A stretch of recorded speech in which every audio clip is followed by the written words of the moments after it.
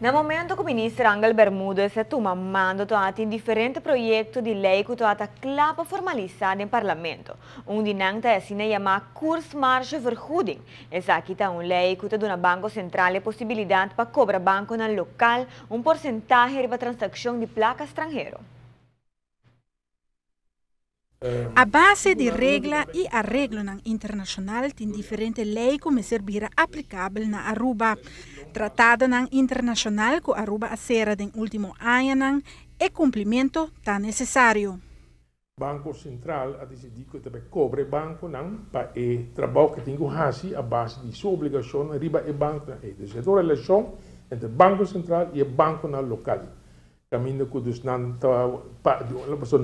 cobra, o banco local não cobra cada vez que uma pessoa compra ou vende divisas que o banco não, se você vai para comprar dólar ou vai para câmbio bolívar ou whatever, não te cobrava para o trabalho e não te cobrava uma comissão.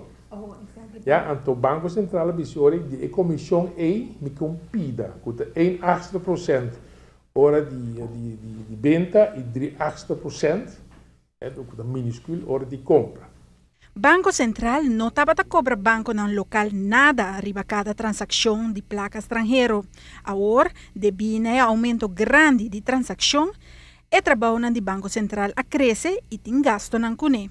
O Banco Central está considerando que está fazendo trabalho aqui para o banco no local, porque tem a base de regra local e internacional de manejar e controlar e supervisar o tráfico de divisas. O banco não tem uma licença para executar. Então, esse é um aspecto dentro da relação Banco Central e Banco Local, que tem 4 bancos.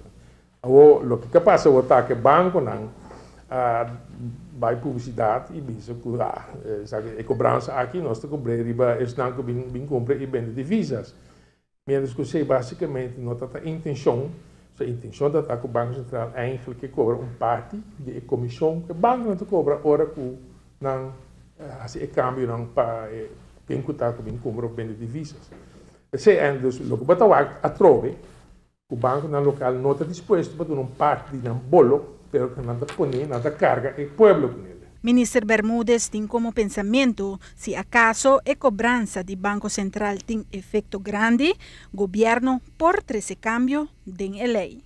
Está no seu lugar, se nós vemos que a cobrança do Banco Central aqui tem consequências pode ter certo efeito não está desejável na economia, que nós mexemos aqui e vai que nós corrigir.